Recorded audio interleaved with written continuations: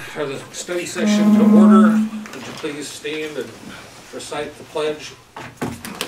Pledge of allegiance to the flag of the United States of America and to the republic for which it stands, one nation under God, indivisible, with liberty and justice for all. I didn't want Blood to be upset with us. Blood had an appointment over in Indianapolis today, and so he will not be with us. So, we have a gentleman here from SmartWatt, and his name is Ori Cummins. You got it. And you wanted to go over some of the things that you've worked with. You want to do a little intro? Yeah, SmartWatt, basically, you know what, you're probably better at explaining exactly. You can give your, coming from you, it might make more sense to them, but. There's actually, it's a state program, correct? It's legislature that allows a certain group of companies to come in, do an evaluation of your heating, lighting, whatever uses energy in any of your buildings, and then they can come back and make a proposal of what they think you could do, or what they could do to basically save energy and pay for itself over a certain period of time. It has to be budget neutral in order for them to sign on, or for us to sign on, and for them to suggest it. And if it's not, then the company basically matches. Yeah, if it's not budget neutral, you know, they make a mistake on what they've suggested to you, then they actually pay the difference. Yeah, so essentially, yeah, it's like your traditional return on investment type thought process, except for you're not making the investment, you're just getting the return, and the return just basically goes to paying the project off. So it's the same thought process, except for you don't have to come up with that upfront capital. So that's obviously the number one reason why these projects are so successful, and a lot of them are happening because, especially with counties, I mean, we work pretty much exclusively with counties, and it's old infrastructure and lack of funds are the two ideal scenarios, and that's basically 95% of the counties in Illinois, except for a couple of the ones up north that they just spend freely. But so essentially, what Andy said, it's a different type of thought process versus low bid procurement. It allows you to essentially choose your project, and for the most part choose your contractors, and not necessarily have to be restricted by low bid, but more focused on best value. So you're going to get less long-term value for yourself, best equipment, best performance. And then SmartWatt is essentially we're certified in the state of Illinois to perform these projects, and we offer the turnkey service. So we're basically doing the design, we're doing the install, and then after the project we're actually required to come back and do what's called measurement verification. So we're going to tell you guys you're going to get a savings, and then we're actually going to come back and we're going to test it, show you a report saying you actually got that savings. And that's when, what Andy just mentioned, if it's less than what we said it was going to be, we basically have to cut you a check for the difference. So we're held accountable, and it keeps us with you guys for the length of the project. So, you know, we're guaranteed performance on this equipment we're putting in. We're not going to just put it in and leave, and if something happens, you guys are on your own. We have to, you know, we're held accountable for making sure that works out for you guys. So just on this sheet real quick, no out-of-pocket costs, that's kind of what we were just talking about. It has to be budget neutral. If it's 1 cent more than what you guys would be spending anyways, then we can't do the project. Guaranteed savings, so that's why I just talked about shortfalls. If it's less than what we said, so for example, if we say you're going to save $50,000 a year, we come back, you save $40,000, we're reimbursing the difference.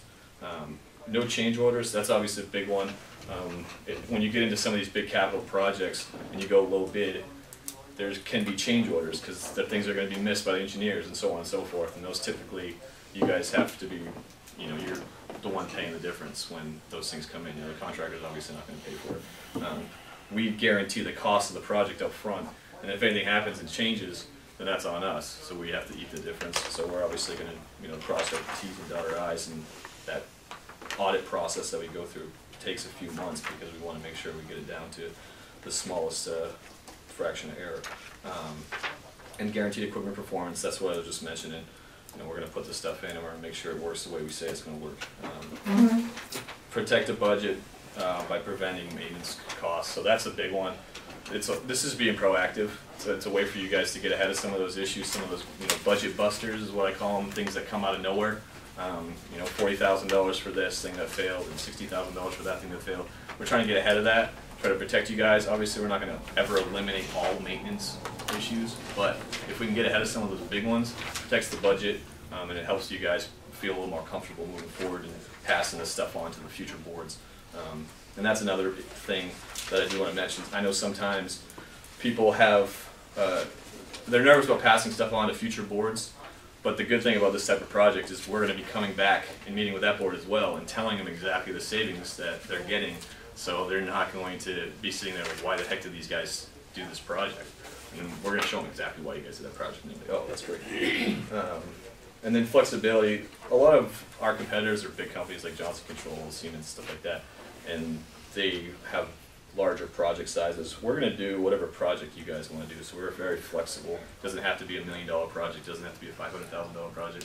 It's, you know, we're basically, we come in, pick those things that you guys really want to get done, and then we try to find as much energy savings as possible to pay for those items. That's the goal. This is just financials as an example. That's Clay County, who we're working with, so that was just some numbers I pulled from their project. They have the hospital there, so it's obviously a little bit bigger of a potential project, but that just kind of gives you a breakdown.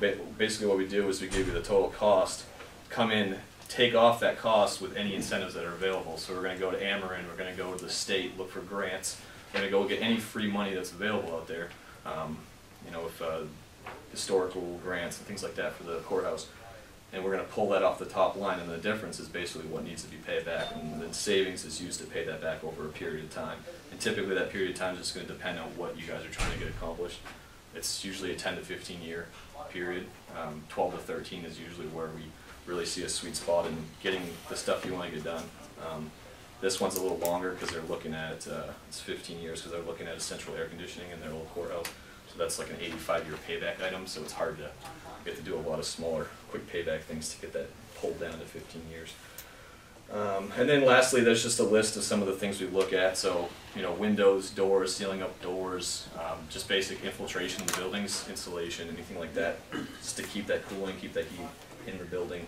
Building automation, probably not something that we would necessarily look at for the smaller buildings you guys have, but there's just programmable thermostats, things that you can do that, like for example, we were just looking at the courthouse, and you guys have one thermostat in the basement that controls all the steam, and so Like this is one of those with the wheel. yeah, so I mean, like just something basic, programmable thermostats throughout the building, things like that. You know, that it's not an aggressively expensive thing, but it would make a huge difference just from comfort standpoint, which would be the biggest thing in the courthouse because steam is tough to control anyways. But comfort, and then just there's a huge energy savings aspect to that.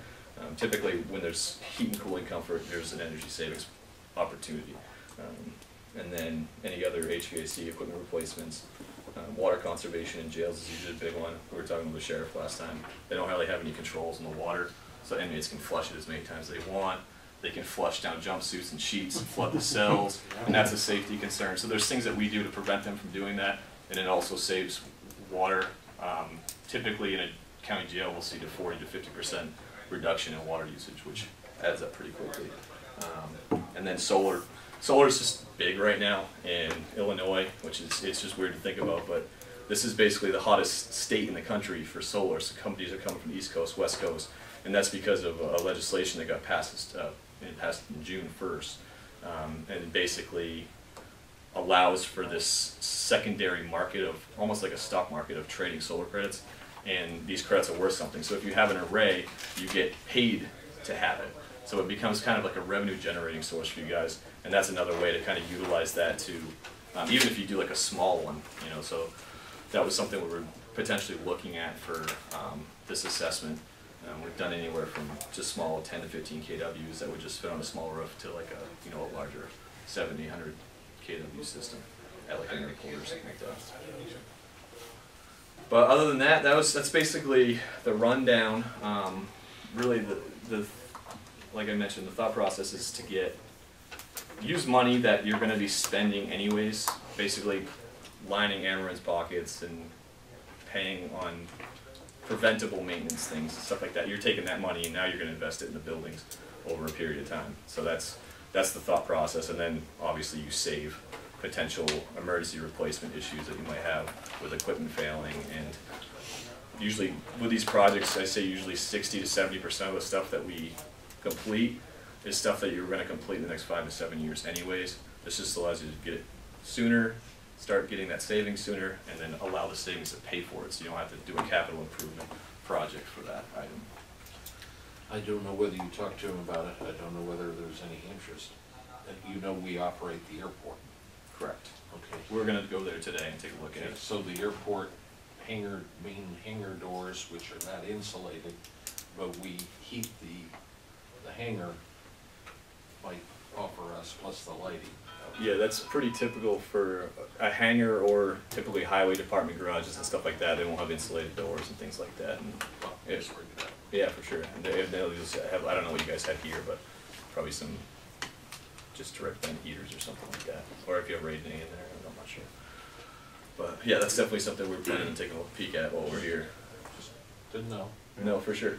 When, what type of process now, once you do an inventory, you go back and make work up recommendations, when will we look for you to come back with something hard? So, okay. We'll look at it. Yeah, exactly. That's a great question. So that's definitely the next thing to look at. So right now we're performing what's called a preliminary feasibility assessment or a feasibility study, depending on who you talk to. And that just will get you like these numbers. And these are plus or minus 10–15% of what you'd actually be looking at. So it's open, but the purpose of this is to show you what the potential is, show you that there is a feasible project there that's self-funding. Because we don't want to go through the audit and then get to the end and be like, oh, we just wasted everyone's time for the past 3–4 months doing this. There's no project here. So this is what this is for. It's kind of just like initial. And then what happens after that, if you guys decide it's worth exploring further, is there has to be some sort of public notice, public bid process. So it's a request for qualifications. It's not a RFP that's going to have pricing in it.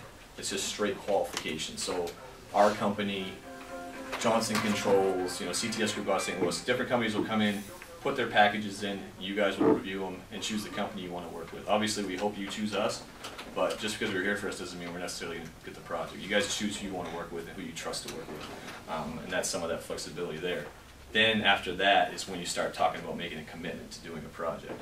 So that's when we enter into what's called an investment grade audit, and we'll do an actual audit of the facilities, get hard numbers, fixed prices, and then from there you move into the energy performance contract is what the actual contract is. So there's a cost to the audit. It's just engineering costs, and that's told you up front when you enter it. If you move into a performance contract, that cost is part of the performance contract, so you don't actually have to pay out of pocket for it. The only time you have to pay out of pocket is if you just decide to walk away and say, we don't want to do this anymore. So that's just what it's there for, to protect us. It's not a big number. It's not even what our costs are. It's just something to put a value on, what we're doing. Where are you guys out of? Our Illinois office is in Northbrook, which is in north of Chicago. Yeah. I work primarily, I'm in central southern Illinois, Monday through Friday. So that's all the counties I'm working with are in this area. And the closest counties that we're working with right now are probably Clay and Jasper, Crawford, and then Iroquois is north of here. I guess, the benefit of this program would be the 15 to 20 year relationship. What kind of guarantees are there long term? Not that I don't trust you, but what protections do we have that the relationship can continue once we sign? Yeah, for sure. I mean, the contract has us stuck. I mean, we still have money to make in that process. There's right. still, okay. We're not going to just walk away and be like, oh, we're done with you guys. There's still money to be had, so we have a commitment there too. So that keeps us obviously tied to you, and then we have the commitment to obviously follow through on those things. There's a third party financial institution that's involved, and that's who puts the money up. So we're both tied. We're both tied to them. Like our guarantee is tied to them, and then your commitment to make you know, the payments that has been set forth is. We've been in business for 16 years doing energy efficiency projects, so I'm doing it for quite a bit of time. We've done several of these performance contracts with counties. So I assume by third party, you mean you have a bank someplace that you've worked with before? Yeah, I mean, or if we have one. Correct. Or whoever. And Technically, we're not allowed to give, you know, financial advice on the project, but we can introduce you into the relationship. There's companies that specify in these type of projects. Some local banks can do them. So, you know, if you guys have relationships with local banks, we can definitely utilize that as long as they're comfortable with taking on this type of project and they have an interest rate that is favorable to you guys. Other questions? Yeah, can you walk us through, I just want to make sure I understand this, the project financials there for Clay County. So, there's the interest rates and the terms, so that's what you're talking about, budget neutral. Looks like there's a delta of about $46,000 between the financing on the net project cost and the savings. Yeah. So that's we just show year one savings. That value will increase due to other factors. Inflation is obviously one of them, an increase in utility rates. And there's other things that you might not pick up year one that you might pick up year two. So there's some different things. So before you guys enter into anything, you'll get a full cash flow for the entire length of the project with all the numbers broken out. And that's the good thing, is it's all open book, transparent. So it's not like we're trying to hide anything from you guys, which is great. So you can take one step at a time and feel comfortable with moving to the next step and make sure you get all the information that you need to do that.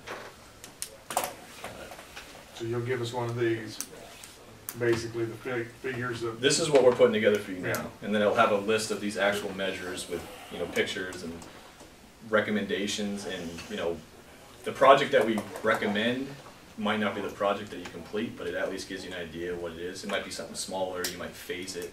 You know, we're in a third or fourth phase in some of the counties we're working with, so you can start small, see how the process works, and if it goes well, then you can maybe take on something bigger the next time. It's, you know, it's just up to you guys. And so the budget neutral piece, how does that work on a timeline perspective? It's annually. Okay. So it's not for the whole length, which that's a good question, because sometimes you might think if it's a 15-year project, is it budget neutral for the full 15 years? Right. Or it has to be annually. So the only time that you might get caught in a shortfall situation is on a monthly basis, because you'll have winter months where you're going to have high heat costs and summer months where you're going to have high electric costs. Sure. So like spring and fall, you'll get in situations where it's month to month, it might be a little shortfall, but for the annual basis, it has to be budget neutral, which is how you're doing your budget anyway. So that's right there. I mean, that's why you're successful, right there. I mean, that's what we constantly are running up against, right? That is the wall we beat our head against as far as financing these projects. And so, I mean, this is fantastic. I get a question for Andy.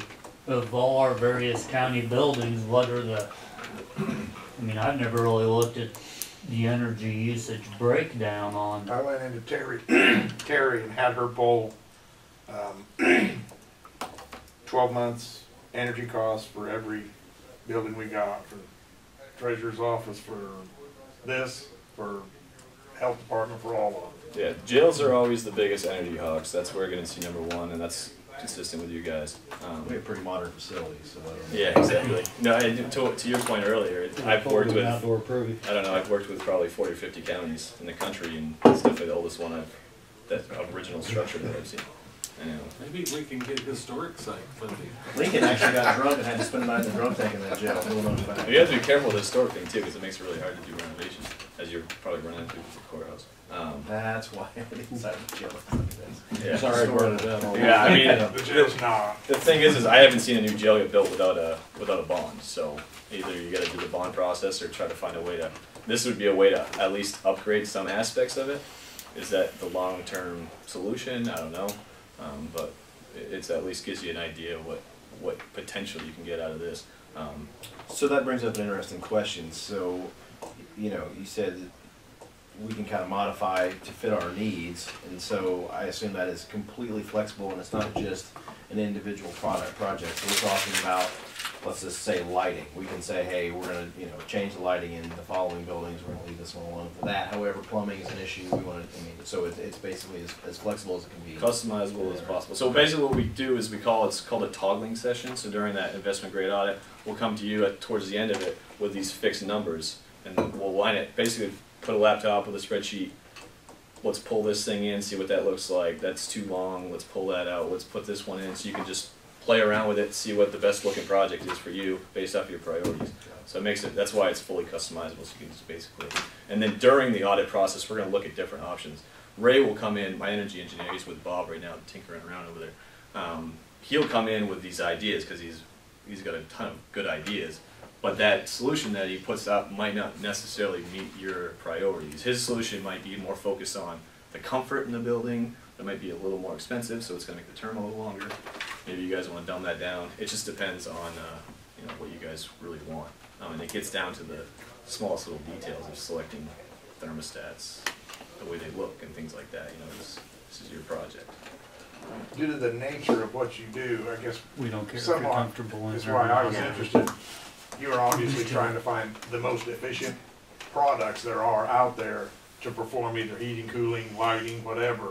So I mean, you got some of the most up-to-date Correct. ideas on how to do some of this, whereas, you know, you call the heating and cooling guy in town, he says, well, here's what you put in. Well, that's the difference. I mean, when you do low procurement, you know, it has its benefits, but then obviously you're going to the consultant, they're putting together this design, but they're not keeping that long-term savings and energy efficiency in mind. They're just kind of looking for the best solution for there. You know, what we're going to do is by insulating the building, now you can size your HVAC a little smaller, and by doing this, you can do that. So everything affects each other. So this makes it the most optimized, and that entail, it hopefully is making it less expensive in the long run. It's design build as well, so that helps save some money, streamline the process. And you get everything done in 6 months versus phasing it over 5, 10 years. 40 years. Yeah. So, just the other side of the coin, you're mentioning, and something you said about options. So, let's talk HVAC inside the courthouse. So, unique structure with some mind to keeping, you know, the aesthetics as they are, or improving them back towards Yeah, I mean, if original. it's historic, then we have to So, pretty much held to that. with some of those things, I mean, we will have options inside, like in that talking session or whatever, saying, okay, here are the following options for heating and cooling inside the building. You know, this may be the best for you from a two-sided approach. One, this is one of the more efficient, maybe not the most, however, it's gonna fit best in this building, allow you to run, you know, lines with, it's the, you know, the more efficient numbers that have the. Correct. Okay. Yeah, so I mean, for example, over there, you know, Ray's gonna come in with a plan to condition the entire areas that aren't conditioned right now, or get rid of all the window units, but maybe you guys decide we just want to do the courtroom downstairs, and that's just, let's focus on that area now, and then we can maybe think about other stuff later on. You know, you're able to kind of mix around and play with it, because obviously I know that's the priority as far as cooling the first floor area. That's where I spend most of my time, so that's a Yeah. priority. So, okay. And just having loud window units when you're during court and things like that, and filling that room with people in the middle of the summer, it's probably just gets real It is an stuffy issue. in there. It's been brought to my attention numerous times, we need to do something about it, so. Yeah, that's definitely a priority on, as far as the study that we're doing right now. And then, and the other thing with it too that I didn't mention, you know, these projects are budget neutral, but there's an aspect to it where we're going to use energy and maintenance savings to pay for everything. And you can do a project just that way, and then you can also use what's called capital offset. So if there's projects that you're planning on doing, you can still do them. We agree to a number that you guys are going to spend anyways. Now you get that item maybe at 70% off or something like that. The energy savings will pay for 70% of it, but you may have to pay a little bit out of pocket. Sure. The thought process is just to get you the project you want, maybe pay a little or a lot less is really what the plan is, and it's spread out over a manageable period of time, so you're not having to put $300,000 up. So, one thing that makes yours a good thing to go with at this point in time, seems to me that a low interest rate helps you. You know, it just helps the term of the project to Right. be a lot more reasonable. I mean, we want to keep it under 15 years. I don't even like seeing 15 years. If we get 13, 12, 13. The max is 20, but I've never, you know, we've done an 18-and-a-half-year project, but that was because they had historical windows in their courthouse that they were about $1 million for the windows alone. So that was really what drove that. And windows have like a 200-year payback on it, so you're looking at things like that. It's hard to get that. Right. You need to do a lot of LED lights to pay for windows. One thing, Andy, we need to take into consideration, we have the engineering report we just had done on other maintenance at the courthouse.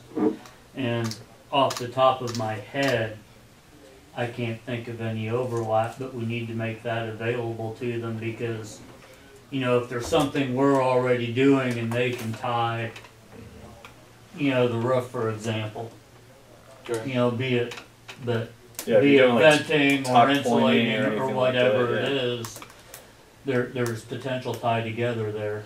Yeah. So we need to, And we can draw a line, we can work with them.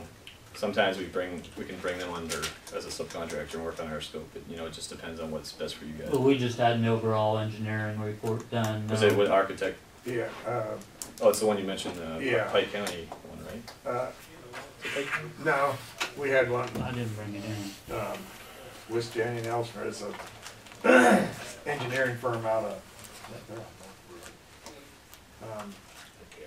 Anyway, they came and did it, the building envelope, Okay. roof, Tuck exterior, yeah, tuck pointing. Yep.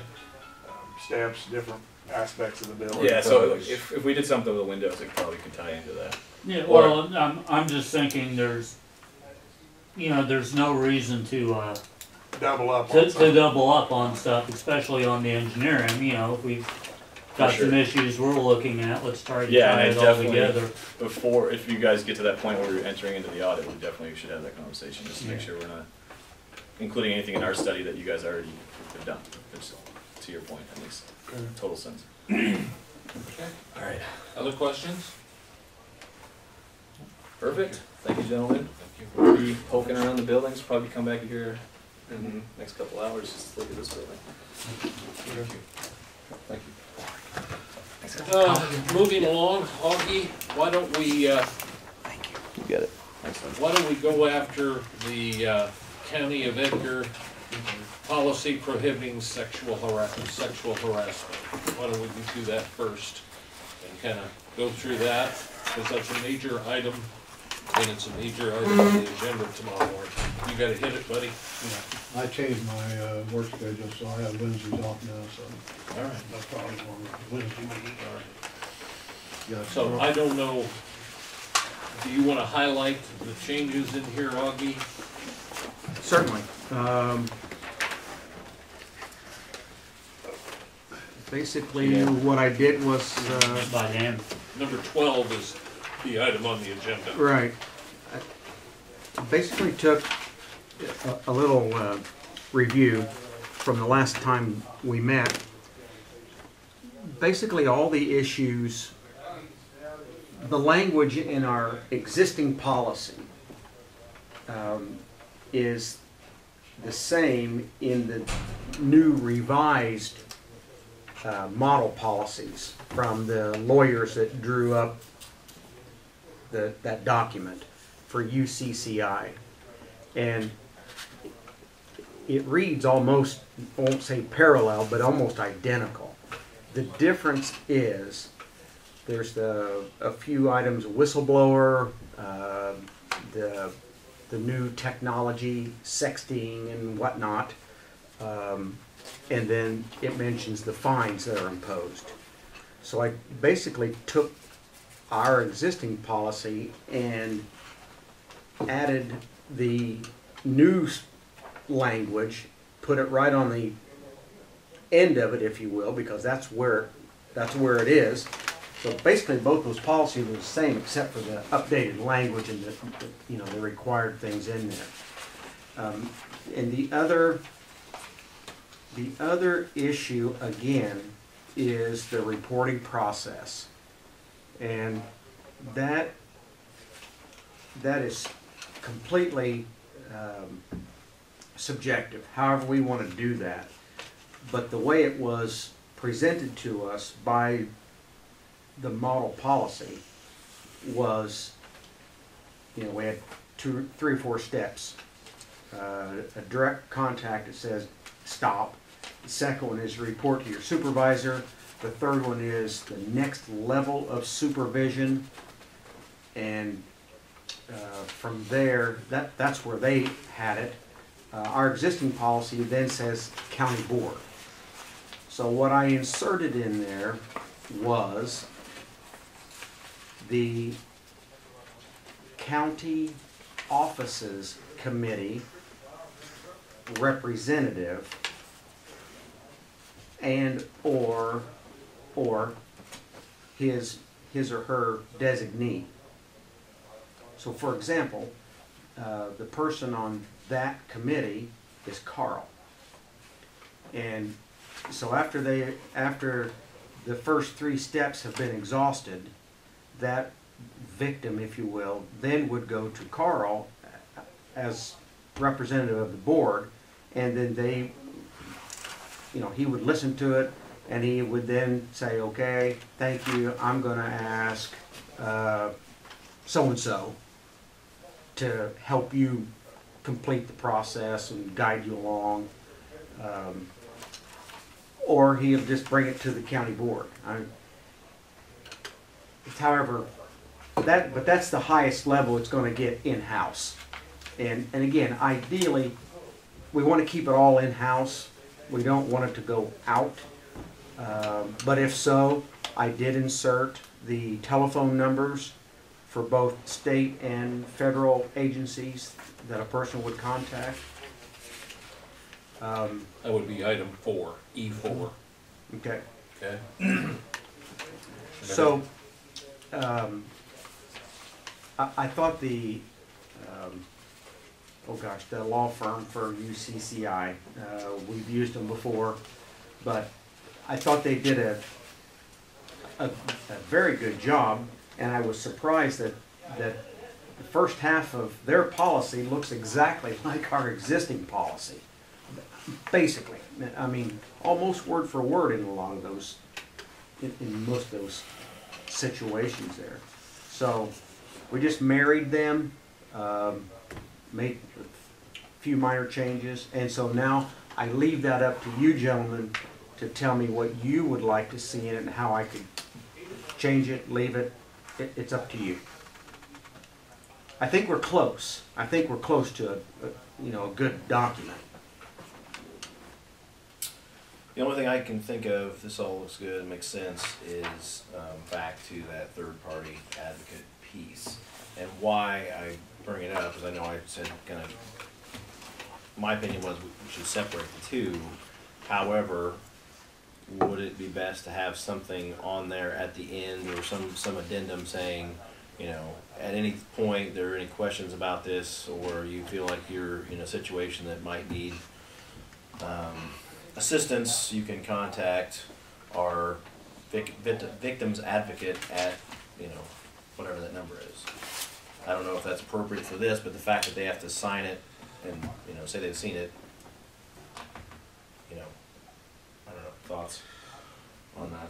Well, the way I read 3 is that Carl could designate them to do that. Yeah, I don't think that's not the intent in my mind of what that person represents. So that's why I was saying maybe separate. And the only reason I say I don't want to cloud the issue, but do we want to have something mentioning that person just as no part of the official process, right? So the third party, in my mind, exists outside of that. They can assist. They can reference people back to this. Okay, understand that you've had an issue with a coworker. Here's the steps you should follow. We'll help you with this. Make sure you do this. Make sure you do this. Do you need counseling? Whatever. They're there as an assistant to any person that feels like they've been victimized, right? So it's not a part of the official process. It doesn't really help them if it's 3 steps down the road where they talk to a county board member and he references them to the victim's advocate. That should be I think you're right. So I don't know if we need to include it on here. It'd be easier for us, obviously, just to say this is good, it makes sense, that's what it meets the intent, fine, signed off, done, and then bring in the third party. But I want to have people as informed as can be and know what tools are available to them if they need them. So that's my only hang up on this. If it would make sense legally to put it on there, if it's something we can put on in a reasonable amount of time, then now I'll shut up. So I think that's available to us anyway, even the way it's written. Now, to formalize it, I don't think Yeah, I guess my problem, and I was seeing it tie in with that by having it formalized. My big question with that step number 3, let's say somebody gives a written complaint to Carl. And, you know, we do due diligence and investigate and can't really find anything, you know, there's nothing necessarily actionable.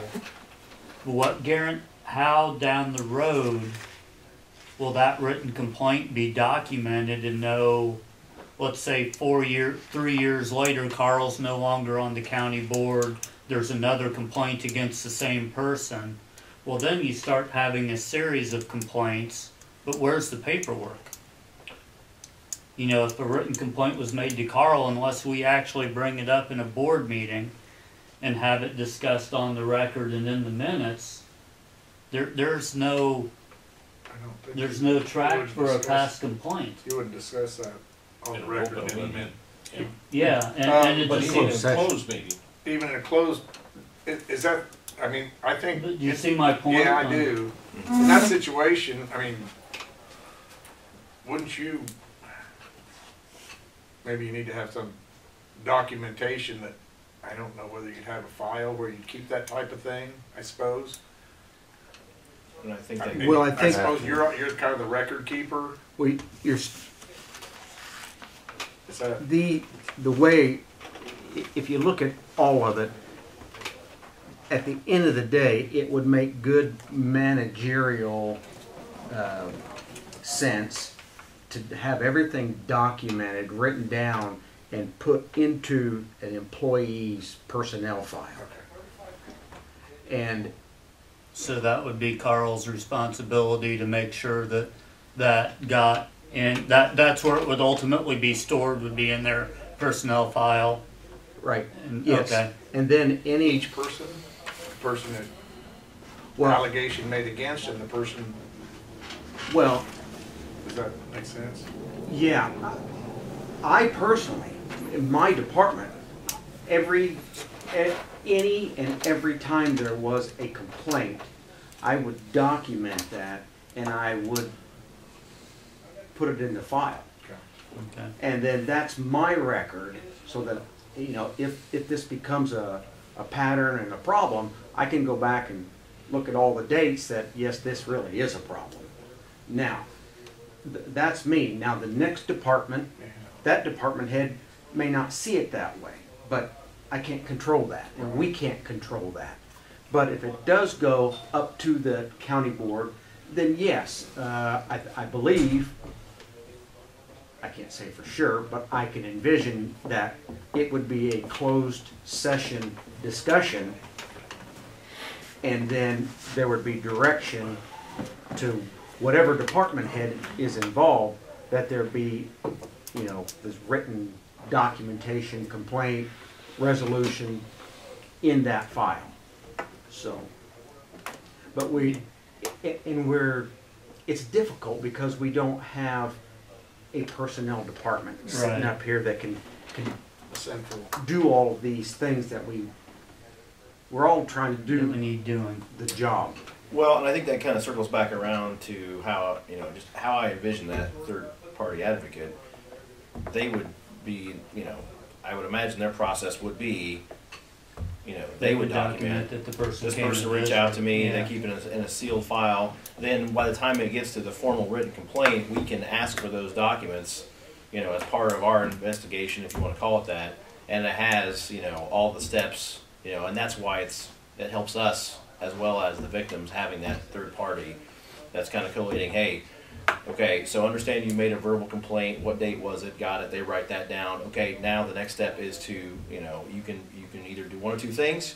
You can reach out via email in a formalized process, CC us on that, you can CC the supervisor, then you can reach out, and so all along the way they're coaching them, this is how you record it, this is how you document it, and so that helps us, and that is something that we pass down the chain as people change in that job.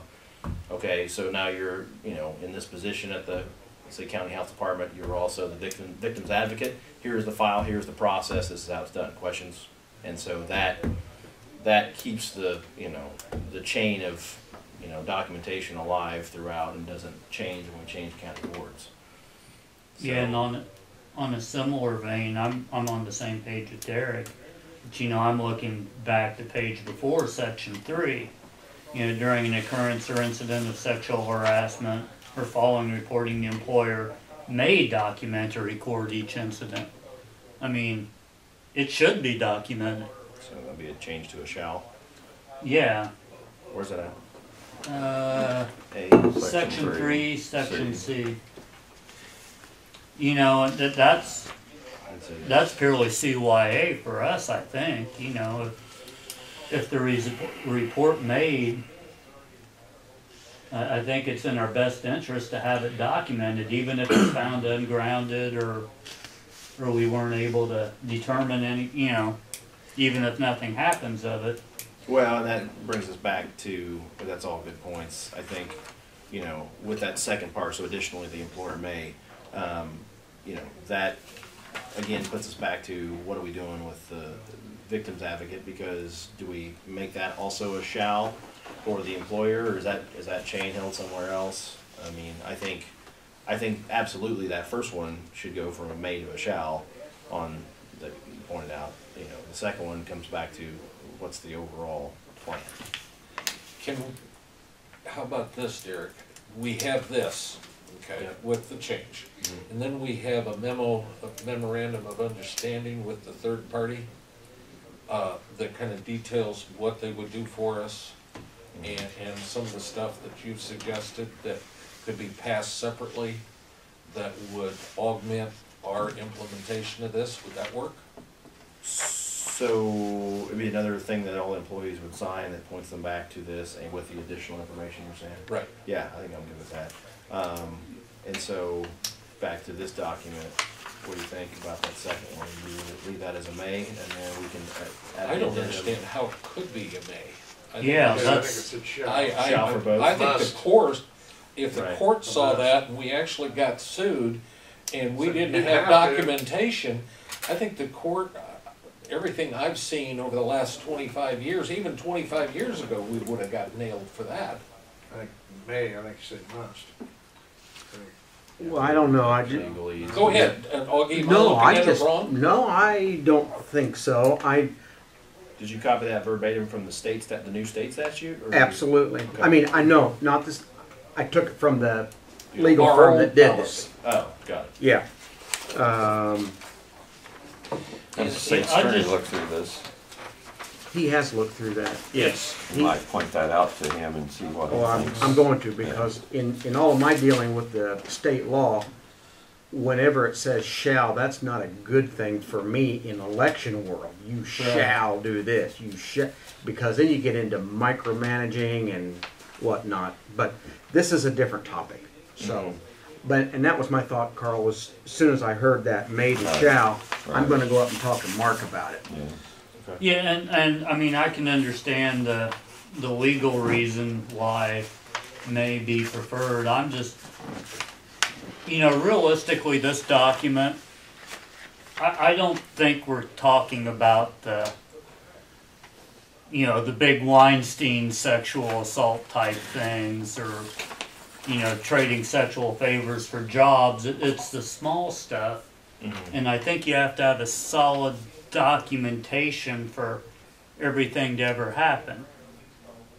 If you say something inappropriate to an employee one time, that happens. The problem is when it's over and over and over again for years.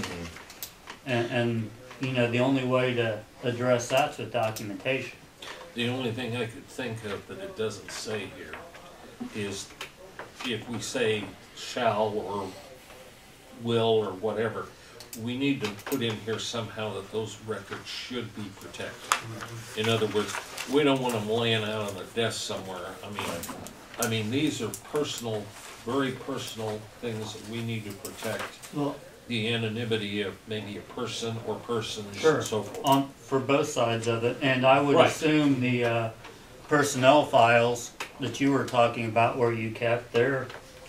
I'm just saying that. Yeah, no, I hear what you're saying, but I assume those are confidential. I mean, I just can't walk in Absolutely. and grab a personnel file off your desk. Yeah, and the compiled confidential written maybe just adding the word confidential would be enough. I don't know, I'm just Well, yeah, and it might be just as simple to add a sentence to Right. end that just basically says these records shall be protected. Right. Or maybe shall be placed in the personnel file. You know, Well, have this give a direction on where it's supposed to be kept. so this, if we can run through this, we could take this off the table tomorrow with a few changes, with the understanding then that we would draw up a memorandum with the other folks so that we list that out and we can discuss that, or the only thing I'm concerned about, and I don't think we need to rush into anything, we were supposed to have this in place a month ago. So hopefully nothing happens or anything else. I'm just trying to think that we need to have this, Wrapped up. Right. Something. but not if it's wrong. I mean, Right. we'd be worse off if it was wrong, but if we can reach Right. some agreement. Right. It's getting hard to take state of Illinois deadlines very seriously. Well, I'm thinking more about the court than I am anything else if something should happen to come up. I mean, is that inside their own possibility? So we've made kind of some potential changes to this, and we get Mark's sign off on it, then can we vote on it tomorrow? Or is that, okay. No, I'll We're just basically going to with him on two Couple things. things. Protecting the files and may or shall, or maybe he's got another word that would be just as good. I don't know. right. Yeah, Okay?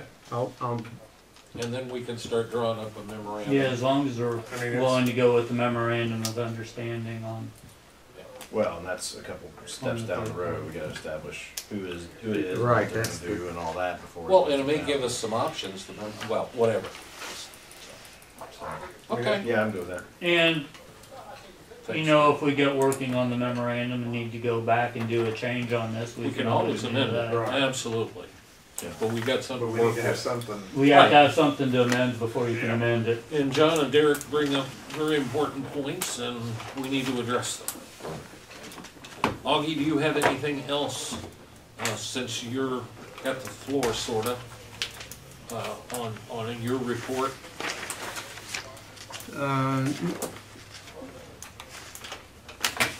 No, my only other thing is the voting centers for 2018, but they haven't changed, so that's just a formality.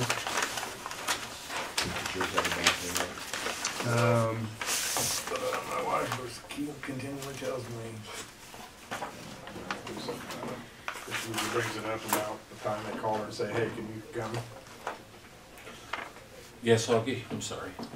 No, I was just waiting. I know what he was saying, but just as a reminder, the donation, you got that on your? Yeah, I'm gonna talk You've to got him in a that? minute. My Okay. reports. We are early voting. That started last Thursday. No issues, no problems. It's slow. We expect it to be slow because there are no locally contested races. In the primary. In the primary, yes. Thank you. Thank you, Augie. I think that's it. Sheriff, do you have anything? Not a thing. Andy? Pretty well covered. Pretty well covered mine. I've gotten a hold of Jake Payne, and he and I are kind of walking through the different steps of the evaluation that we had done on the building, and I kind of wanted to, I know what I think, but I kind of want some opinions from someone who does it every day, so. So how did this all come about?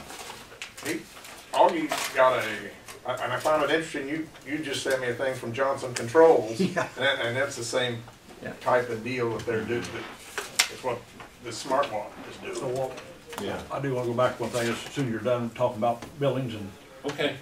so go ahead. Anyway, so they said there's no cost to us to do it, and I said, great, come on down, if there's no cost, come tell us where we can save some money. Yeah. So, Well, I mean, from just that first kind of brush, that's awesome. I you mean, gotta spend the that's- money anyway, and, I mean, this is over a 20-year period, they saved $600,000. this Now, are they- particular- It sounds too good to be true is my only, Just poof, here's how you pay, here's how you do it. yeah. I wonder, I mean, how did we get 2 calls that we haven't heard from at all? Was it from this company? Are we on a list now, which is fine? You I don't how know. these I guys- found it ironic also. I would guess, it sounds like, I mean, this guy's working on a lot of, I mean, they're not, his parent company is not from Illinois. I don't know whether they come through and they look for the best state that they think they can, because that, it kind of appears to me like now all of a sudden they're starting to work on all the counties in Illinois, possibly, so. Well, a lot could be due to that bill, that solar bill. I mean, if you have a big project and you can tie that in, You could be getting grant money from the state to do that yeah, I mean, you also. start generating a steady flow of income, let alone just cost savings, that changes the dynamic pretty They're making readily. good, yeah, they're making money off of it. You put in At the whatever same you time, want, you just need a 1 acre solar farm, you know, Put some land out check and check, Yeah. so, Some land out yeah. at the airport. Well, all that space we were gonna dedicate to, you know, ramp space and taxiway, screw it, we'll just put photovoltaics out there. They're working on photo cell shingles these days, might be an answer to the courthouse. Yeah. So, I mean, that to me is that's a no-brainer, I mean, that's awesome. So, and, you know, a lot of these things listed on here in the bullet points at the bottom are all things that are part of discussions we've had previously, the HVAC piece, you know. We talked about a little bit, I talked to Bob, you know, not long ago about windows, you know, those were replaced 15, 20 years ago, you know, what state they're You're in. talking, that was in the 80s when the windows were I replaced. like to think that wasn't that long ago, it is, yeah, so. Yes, the guy that put it in asked me about it, he was offended that they're having problems with him, and I didn't wanna point out to him that he's old. You know, so, and then, you know, and I didn't think about the ability to change our toilets in the jail. I mean, that's part of it. That's a big discussion we've had as well. I mean, Right. and it's something that saves you guys the effort of cleaning up when they The do mess, I that mean, crap. I mean, it's some sort of a volume limiter. In other words, if somebody shoves something down the toilet, flushes it, tries to flood it, it kicks it off to stop that from happening, which not only saves water, yeah, Sees everything else. saves everything else too. So, and it's nice if it's a, you know, centrally located piece and not, you know, available for sabotage. So that's awesome. you know, but I figure if it's not gonna cost anything, let's look at it, bring it back. Because here's the deal, a lot of that stuff needs worked on now anyway, so. And it basically, I mean, that's an oversimplification, but it's basically fixed for free is how they're caging that, so. Yeah, it's a big one when it comes down to the annual, you know, neutral cost. I mean, that's fantastic, so. I'm sure there's a catch. Yep, see what they come up with, so, okay. Thanks, Andy. Well, Andy's still on, can we, get a grounds committee to go over that courthouse, the engineering report? Yeah, I'd love for the 3 of us to sit down and go through it together sometime, Okay. just to make sure did you we're get all a on. report? I've got a copy of it, I don't have it with me, but Okay. I'd love to make sure we're all on the same page and, you know, That's you and Carl and I, Ed. Right. okay? I was trying to remember who the third one was, are you in favor of that, You wanna Carl? wait till I get this from these guys and then we'll talk about everything at once, or do you wanna get together before that and talk about the? Find out when their report's gonna be. I'll talk to I them later mean, today. If they're gonna have it for us by the end of the week, Yeah, we'll sure, just- but if it's gonna be 6 months, no. Okay. Okay, Jeff? I just want to say, I don't know, been 3 weeks ago now, I reckon Corson's come in, does our fire inspections every year. The main control box there in the dispatch office where everything rings into is just fine. They're seeing some corrosion and stuff coming up in some of the detectors back in the cell blocks in the basement. This stuff, according to their records, was installed in the early 90s. So they sent me a bid, like $1,900 and some dollars, just shy of $2,000. So I'm just gonna go ahead and have them come in and replace that stuff and just make sure everything's up to code and working. Some fire suppression. Fire suppression, fire, like Smoke up in the cell blocks, detectors. they've got them automatic firearms, it's hard, they're not just the battery operated, they're hardwired into Right. the system, and, you know, over the years, they've got condensation on them, and, Sure. you know, corrosion and old age, and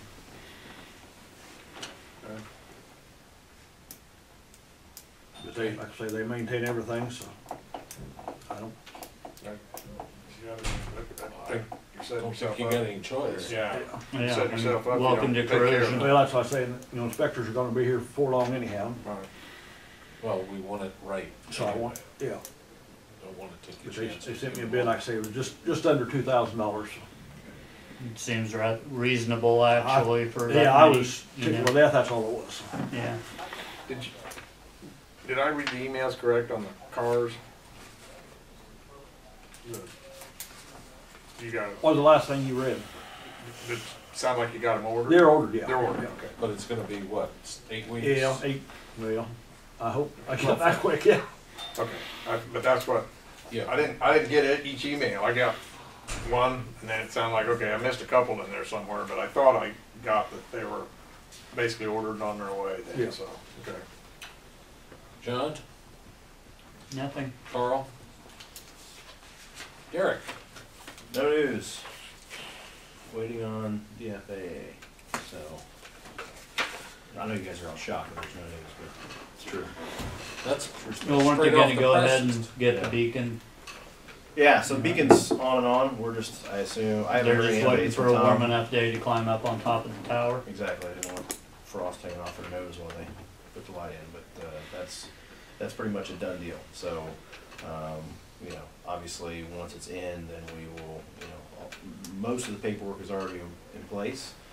It's still contingent on this, as far as I understand, the FAA, you know, holding things up on the big project. But we have the paper trail in place to get reimbursed once it's all done and done. So. I'll give this to you. Also on the airport, the, made a preliminary determination that there's no structure out there at the feed mill that Effingham Equity is doing, the height and everything else, the final. There's a preliminary determination that there's no structure that causes a problem. So, just, that's what it says on the very back page. So, they're going through that process with Effingham Equity to make sure everything's copacetic. So the initial kind of cease and desist was inaccurate, or had already been mitigated, or what's the story? You just have to read the very back page. So when I brought up the other day The about last paragraph. the leg, Yes. they've got things worked out. It seems that they are, Good. okay? Everybody's satisfaction? Reading that. Okay. I just got that this morning. I did have that, Augie did send that to me email, what, a week or two ago, 3. I lose track of time. Yeah, Derek, I thought I put you on there. Forgive me if I didn't, but I thought I did. But I haven't seen this piece of it, but that doesn't mean you didn't send it to me. My email's kind of somehow jacked itself up, so. Okay? So they're just gonna have to change the sectional and Stuff like that. all as well. You send I me. think so. absolutely. And the plates. While you're digesting that. As far as me, the Illinois Counties Association sent me a letter on the 31st saying that they would like to, their committee, once there's hard times, and they would like to do things for not-for-profit organizations in each county. And they've asked me to make a recommendation on a check that they would like to send to an organization in this county for $250. It's a 501c3 charitable organization in Edgar County. And I had in mind the foundation, which has helped us, and I think that that would be appropriate, but I wanted to discuss it with you gentlemen in case I was missing the mark, and we might consider somebody else, but we've been helped by them, and they do a lot county-wide for everybody, and it just made sense to see them. But your thoughts? Beauty of the foundation is they end up giving money to any other organization that we would think of. Right. and they qualify because they are a 501c3. And at any rate, I just want to make sure you are aware of that, and we'll proceed with that unless I hear from you differently. We have, I'm going to think here. ESDA is proceeding, they're starting to plan they're talking about a live fire deal this year. Active shooter drill. Active shooter That could be drill. real interesting. We get an active shooter with live fire. Well, Game on. Well, we thought we'd beef it up a little. Yeah. no, there is a deal on Can't be real life training. training, but they're talking about doing that. We're also proceeding, they have a grant for upgrading the phone system, and we've got somebody doing the door and speaking of energy efficiency, they got somebody coming out to spread out the insulation in the ceiling. I just come from the meeting for that. I figured you might have live fire. Well, the National Guard thought that'd be cool too. Oh, well, I just blame my age. So, I do have need, if you guys don't object, we need to touch base in a closed meeting on negotiations, personnel. Does anybody have anything else that we need to discuss in closed session? Okay. I need to ask if there are any public comments before we go entertain a motion to go into closed session. Hearing none, I'll entertain a motion to go into closed session So moved. for the purposes stated. All those in favor signify by saying aye. Aye. Opposed, nay. Okay. Gary, do you have any questions before you, Sheriff, you're gonna be able to stay? Well, we're back into open session. Closed session is adjourned. Just one other thing that you'll notice in the paper, or maybe you've got some calls on assessments. They are out. Dina worked yesterday morning. Don let her know that people were coming in or trying to call, and she went in, I think, till 1 o'clock yesterday and manned the phone and answered questions where that's involved. We're going through the quadrennial in Paris. I got hit up by a few people on Jasper. Jasper is being reassessed, and some of the assessments are a lot higher. They're holding off finalizing assessments on Jasper until the very last moment. They're trying to make sure they're approaching it correctly, but I wanted to let you know, so in case somebody drops you in starts talking to you in wherever you're at, that you'll know what's going on. And the Board of Review is going back into session to review some of the issues, and that's all I got to tell you. There's not much else.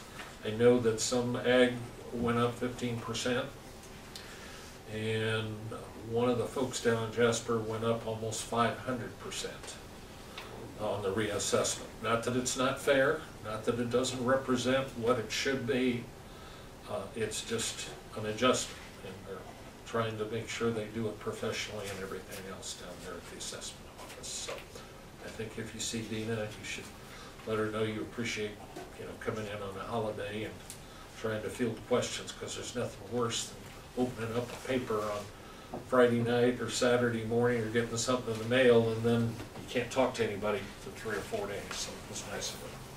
Do you have anything to say about it, Derek? Well, you want me to? No.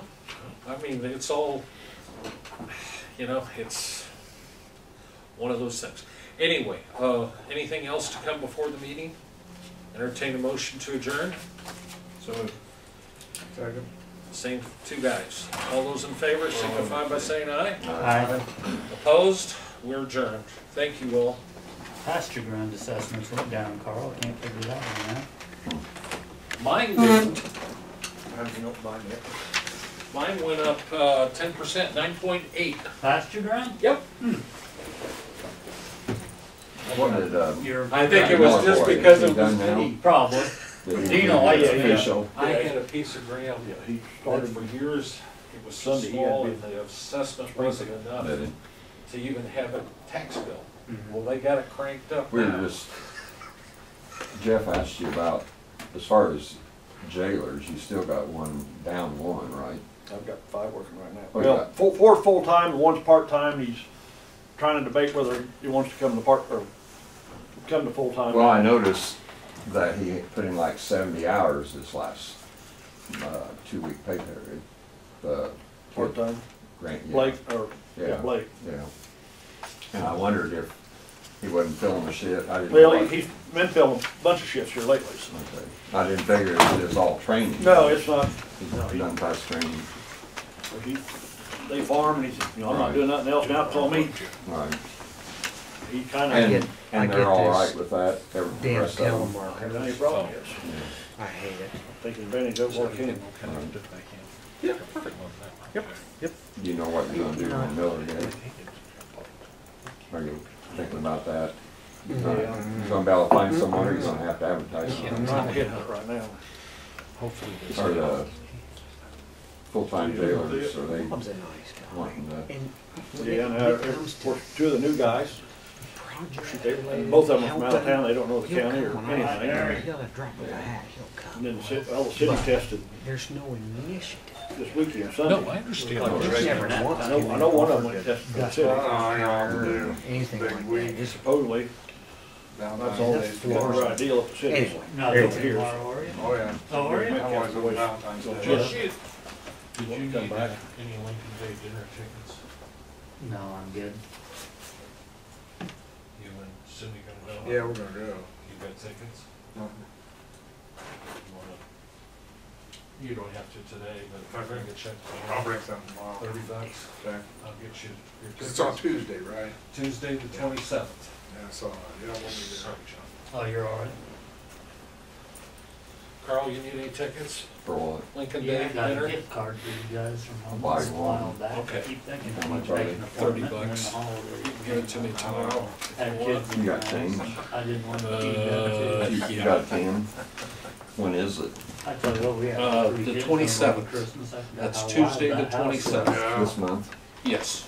How much more it costs I'll when fill you you get in on that, upstairs? Carl. I get back up there in a minute, I'll look at that more.